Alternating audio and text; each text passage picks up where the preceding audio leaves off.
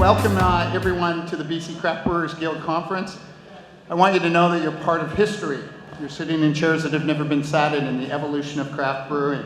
My name's Ken Beattie. I'm the Executive Director of the BC Craft Brewers Guild, and we are the collective voice of over 100 independently owned and independently crafted brewers in BC.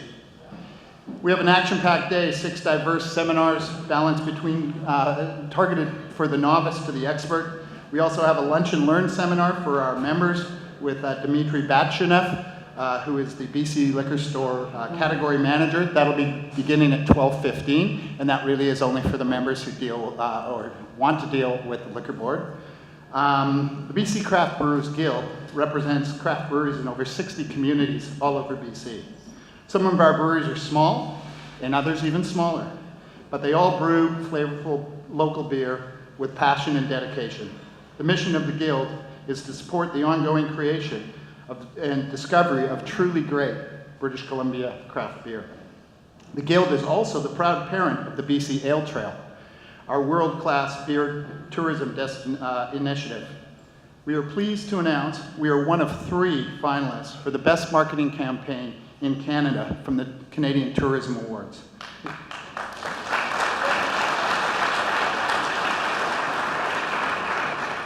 We're just honored to be nominated, but let's be truthful. We want to kick the crap out of Calgary Stampede and the city of Toronto. So we hope to have good news later in November. In partnership, the BC Ale Trail, in partnership with Destination BC and Destination Canada, is involved with 21 local tourism associations. The BC Ale Trail emphasizes how to visit to and around British Columbia, how that's enhanced with a pint of craft beer culture.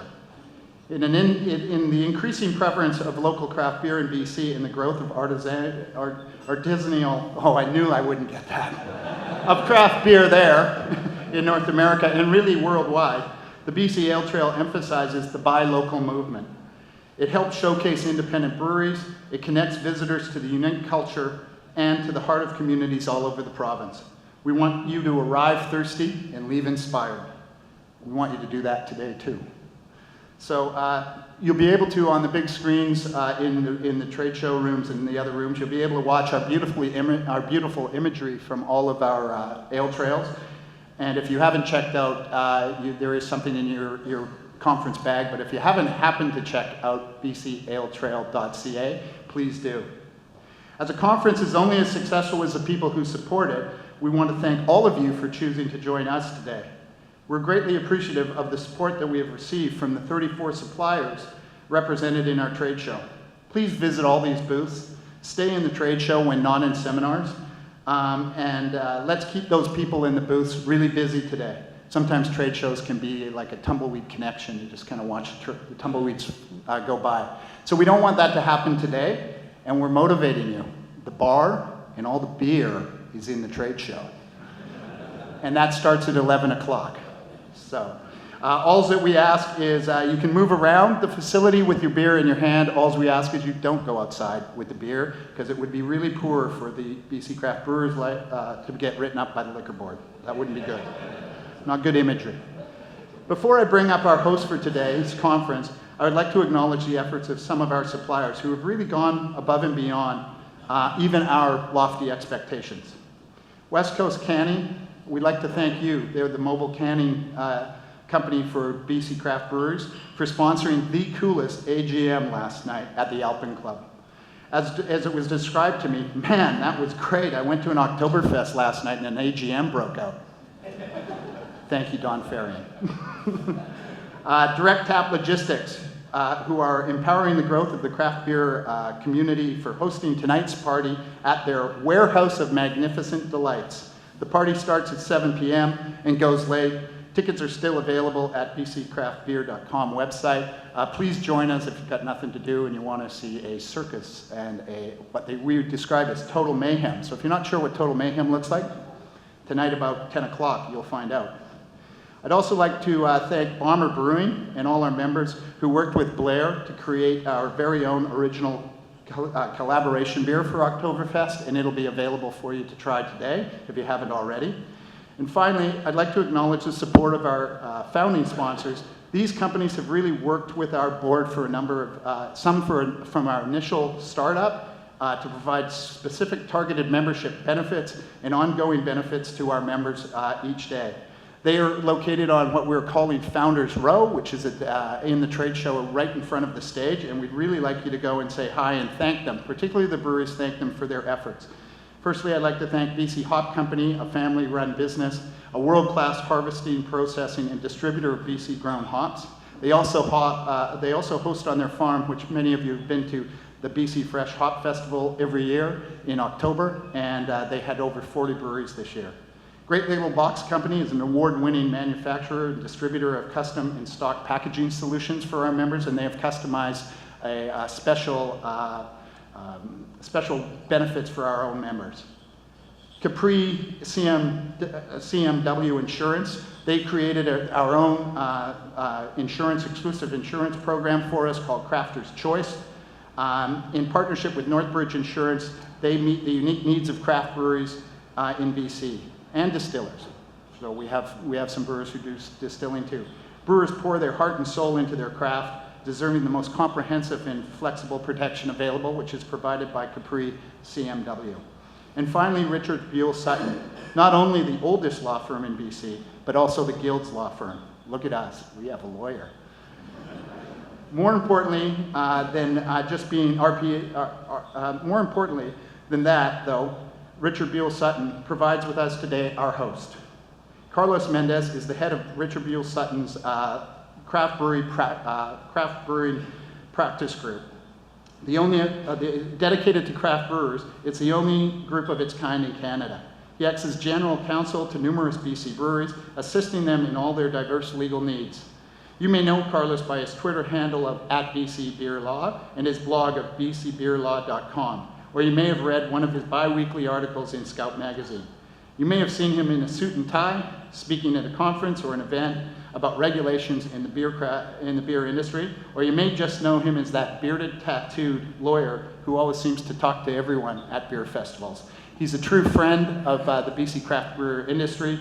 He's been extremely generous with his time over the 4 years for us, and it's my pleasure to introduce Carlos Mendes to you as your host for today. Thank you very much for coming. Thank you, Ken. And thank you also to the Guild's board for having me here today. As Ken mentioned, between acting for numerous breweries, advising the Guild, teaching at Kwantlen and SFU, and writing for Scout, I managed to wear a lot of hats in BC's craft beer industry. Now, as anybody who's seen me at a beer festival or had a couple of beers with me knows, I'm not your typical lawyer. And let's be honest, that's a pretty good thing. Before law, my background was actually in creative writing, music, and academia. In grad school, my research focused on social and cultural history, which is basically trying to understand history through culture and the stories of individuals. And through my writing and my research, what's always fascinated me, and what continues to fascinate me, are people, their stories, their motivations, a little far closer, and the choices that they make. All right, everybody hear me now? Is that good? All right, perfect. Over the last decade, I've had the privilege of getting to know countless people in BC's craft beer industry across the province and hearing their stories. Now, I think we'll all agree this industry is chock full of some pretty amazing people doing some pretty amazing things. I think that Adam Henderson of Superflux and Copper and Theory fame may have put it best in a piece I wrote last year for Scout when he said that BC's craft beer industry is being driven by a collective desire to create the kind of industry and the kind of community that people want to be a part of. For me, there's something pretty special about that first meeting with a new client coming to me to help them open a brewery. Often they have a similar story. They've reached a point in their lives when they want something different, something more. Maybe their reasons are highly personal, or maybe they just want to give back to their community. Probably both. They're almost always taking a huge financial and personal risk. Once my clients' operations are up and running, nothing gives me more satisfaction than to sit in their tasting room or have a pint right from the bright tank and see that look of satisfaction and accomplishment in their glazed, exhausted eyes. As a writer, I also get to hear the industry stories, and it's pretty awesome to sit down for a beer with an industry vet, learn what motivates and inspires them to make their beer, and share that story with my readers. And finally, in my advocacy work for the Guild and my dealings with government and the LCLB and the LDB, I get an inside perspective on where the regulation of our industry is going, what's being done behind the scenes to move it forward, or what's setting it back. A lot of different hats, I think you'll agree. But let's be honest, the sheer volume of intel, stories, and quite frankly, gossip that I know about this industry can cause me some real headaches. I talk to a lot of people in BC's craft beer industry. People tell me their stories as a writer, people tell me their stories as their lawyer. Sometimes, when those stories are told to me over a few beers late one night at Brassneck, or were told to me at the GCBF after party, I can have a hard time remembering months or even years later who told them to me, when they were told to me, and in what context they were told to me. In other words, are they subject to solicitor-client privilege? So I'm reminded of a circle that I was at GCBF this last September, when the 4 other guys I was talking to were all connected to my legal practice in some way. One guy had called me about another guy who was also a client that day. Another guy had been talking to me a few weeks before with his business partners about starting up a brewery, but his current employer was right there in the circle too. The question was, did anybody know that I knew what I knew? Consequently, to keep my head from spinning and to keep things straight, I just treat everything that people in the industry tell me as confidential and privileged. Put it in the vault. Makes it much easier that way. So I was talking to one of the guys in that circle later that night at the after party, and knowing the predicament I was in, he coined a pretty awesome name for me, and one that I know Ken gets a kick out of, and that he mentioned at last night's AGM, the industry's keeper of secrets. So that's basically what I am, keeper of secrets. So the thing is, though, as someone who wears all these hats, I have the privilege of seeing the industry from multiple perspectives and getting to know them in a pretty unique way. So what have I seen? Well, I've already talked about all the amazing people and stories, and as anyone who has ever read my reviews will know, I love the liquid. But what about the industry's broader impact? Now, everybody in the room has undoubtedly heard the numbers and knows all about the incredible growth that BC's craft beer industry has experienced since the province changed the regulations of Liquor Control and Licensing Act in 2013 to permit breweries to apply for a lounge endorsement. But I think they're worth mentioning. At the time that the regs changed, BC had about 55 breweries. Today, over 140 breweries are operating in every corner of our province, from Prince Rupert, Valemount, Kamloops, and Golden, to the concentrated brewing districts of Vancouver and Port Moody. That's pretty impressive growth in just 4 years. And as you probably already know, and I got some pretty good intel on this, there are many, many more coming down the pipe. So what has this all meant to BC? Well, first there's that little phenomenon that urban planners like to call craft beer urbanism.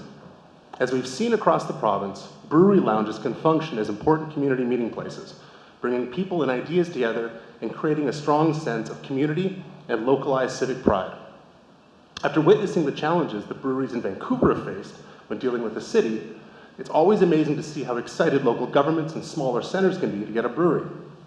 In so many corners of our province, after years of declines in the resource sector, young people moving away, and the gradual decimation of downtown cores, craft brewers bring hope, energy, and much-needed economic investment.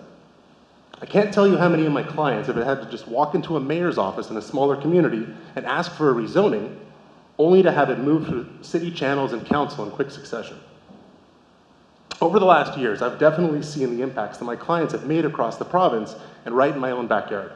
And I think these changes to our neighborhoods and communities are going a long way to changing our localized cultures as well. Deeply connected to this process is the broader cultural shift we've seen with the locavore movement, that desire for quality local products, the search for deeper connections in our communities, and to traditional ways of growing and consuming our food. Craft fits squarely into this. What craft offers is a high-quality product that returns us to those traditional production methods, relationships with customers, hop farmers, and maltsters that were decimated by market forces driven by global beer conglomerates. Just look at what's happening in the Fraser Valley, an area once known as the hop basket of the British Empire. Not only is the phenomenal recent spread of hop farming in our province emblematic of the industry's massive economic spin-off benefits, but through the record number of fresh hop beers made this season with BC hops, I think the hop industry's growth is also emblematic of the evolution and maturity of our craft beer industry as a whole.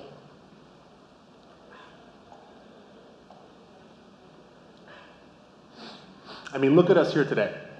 For the first time, BC's craft brewers have gathered together in the ever-present spirit of collegiality and community to share stories, intel, best practices, and just to have a really great time together. After being involved in previous iterations of this event, I'm really pleased that the industry has grown and evolved to a point where the Guild, led by Ken and the wealth of experience on the board, has taken the lead in putting together what I think will be a pretty kick-ass conference today and after party tonight. So basically, we have an industry full of awesome people driven by a shared desire to make something better, a reconnection with our collective history, revitalized communities, huge direct and economic spin-off benefits, and most importantly, all that delicious liquid that most of us just can't wait to get our hands on when the taps open at 11 today. BC's craft beer industry is absolutely buzzing right now, and I, for one, feel pretty fortunate to be right where I am. Thank you for listening. Have a great day.